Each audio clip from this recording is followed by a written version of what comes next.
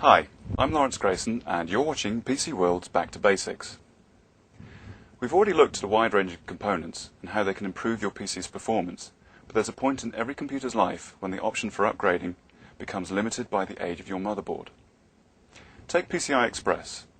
Most commonly found on new graphics cards, this new standard uses different technology and a new slot configuration to previous models, so it's definitely not backwards compatible with older motherboards.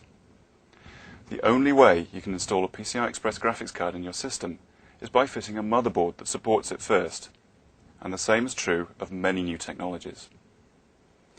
Upgrading your motherboard isn't just about support for new components though.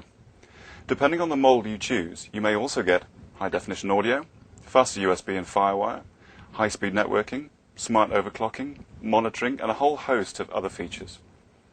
But it's also a tricky upgrade, so think very carefully before proceeding. The important thing here is to make sure you choose a motherboard that doesn't just support the new components you want to fit, but which also supports the older components that you want to keep. For example, you may be upgrading your motherboard to fit a new processor. But if your new board doesn't support your old RAM, or even your graphics card, the upgrade may prove to be more costly than you'd first intended. So do a bit of research before you buy. There are two schools of thought when it comes to upgrading your motherboard. The first believes that this is the perfect time to format your hard drive and reinstall everything from scratch, while the other thinks this sounds far too much like hard work and would rather leave it to Windows XP to sort things out. Either way, make a backup of the files and documents that you want to keep safe, and make sure you have all of your software and driver CDs to hand, just in case things don't go quite as planned. The best way to make a backup is with an external drive, like this iAmega Rev drive, but burning your important files direct to CD or DVD is another option. Now that your data is safe, you can dismantle your system. Start, as always, by touching a grounded metal surface to discharge any static, and then unplug the cables from the back of your PC. Move the case to a position where you have easy access to the interior and open it up. Start by disconnecting the power cables from the motherboard. These are clipped on, so press down on the clip to release them before pulling the cable free. Now remove the data cables that run from your motherboard to components like your hard disk or optical drives. If you're confident that you can reattach them correctly, remove them from the PC entirely so that they don't get in the way later. If you'd rather play things safe, leave them attached to the component end or label each one with some tape and a pen. With the cables now out of the way, you can remove any expansion cards, like your graphics, network or sound card. You'll find these in the slots at the far end of the motherboard, and they're usually released by unscrewing the retaining screw and just pulling them out of the slot. Take care with your graphics card, as it'll probably have a retaining clip like this one. If you're not sure how to release it, check with your old motherboard manual first.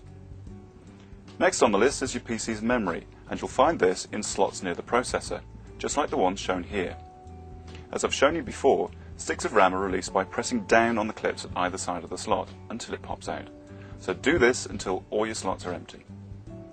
Finally, it's time to remove the processor and its heatsink, unless of course you intend to ditch this along with your old motherboard. Heatsink designs vary, as does the way they connect to the motherboard.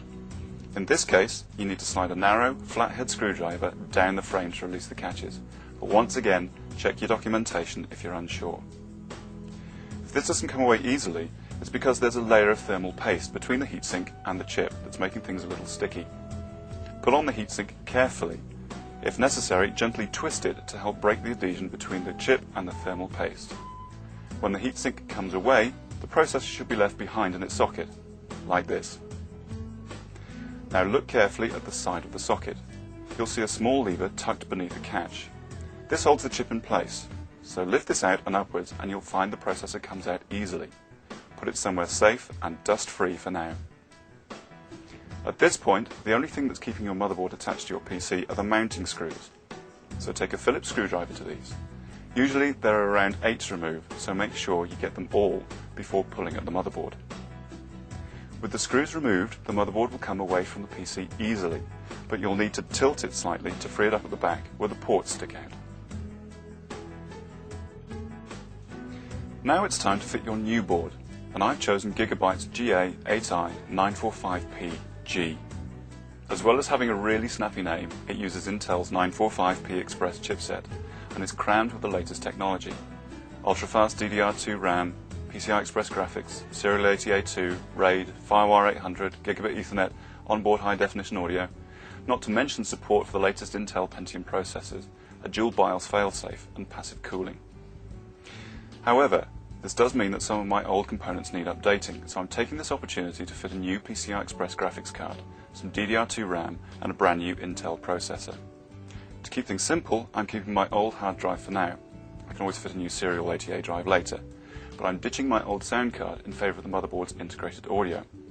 If you're keeping your old sound card, remember to disable the motherboard's audio chipset in the BIOS, just like I showed you in the video on sound cards. It's a good idea to fit some of these components before the motherboard goes into the case, especially your RAM and the processor. I'll be covering CPU upgrades in a separate video, so I'll just deal with the basics for now. Line the chip up with the socket, drop it into place and close the lever. Add a little thermal paste and then attach the heatsink. Standard models like this Intel heatsink clip onto these 4 points on the motherboard.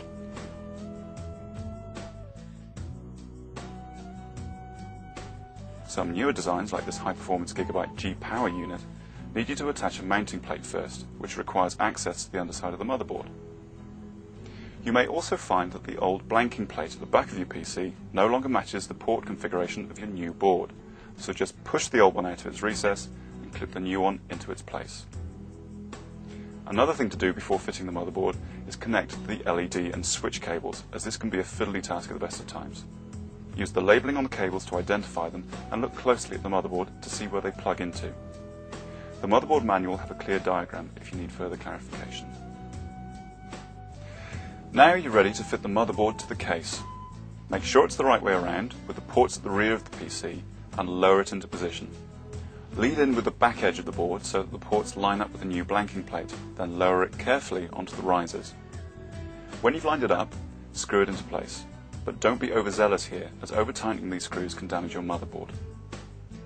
Now that it's installed, you can add your remaining components, in my case a new graphics card. Then reconnect components like your hard drive, floppy drive, and optical drive. As I'm keeping my old hard drive, and this motherboard only has the one IDE channel, I'm hooking up my optical drive and my hard drive to the same cable. Before I plug it in, I need to check that the jumper on my hard drive is set to master and that my optical drive is set to slave, just like I've shown you in previous videos. I can then connect both drives to the IDE cable and then plug it into the IDE channel on the motherboard, like this. Finally, reconnect all the power cables to your motherboard and components, taking care not to overlook system fans or other cables like this 12-volt ATX power line. As always, take a moment to tidy up your cabling. Your PC will run cooler and quieter as a result. When you're done, check that all the cables are properly seated, then put the case back on and reconnect your keyboard, mouse and monitor. If you're keeping your old setup, just switch on your PC and follow the on-screen instructions as it reboots. You'll find that Windows XP will take a while to sort out all of this new hardware that you've installed, which is why it's important to make sure you've got all the driver CDs to hand. Start off by running the installation CD that came with the motherboard, then move on to components like your graphics card, modem and networking hardware. With a bit of installation and plenty of reboots, your system will soon be up and running again. If you're going for the clean install instead, you'll need to set the system to boot from your Windows XP CD first. Hit the BIOS setup key as the system powers up, and this is either F2 or delete, and look for the boot order menu.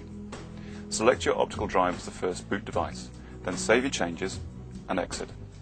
When your system reboots, it will read from the Windows XP disk in your optical drive, and you can then format your disk and start the Windows setup from scratch. Bear in mind that this procedure will wipe all of the data from your hard drive, including your applications and operating system. So don't do this unless you definitely have the disk for all your original software to hand. Either way, it's highly likely that your copy of Windows XP will need to be reactivated, and the only way to do this is to call Microsoft for a new code. The telephone number to call will appear on screen if you need it. Once that's out of the way, your system upgrade will be finished. So that's it, you're done. With a new motherboard in your system, your computer will be better equipped to deal with new technology, bringing you faster system performance and more features than before. Thanks for watching, and I'll see you next time on PC World's Back to Basics.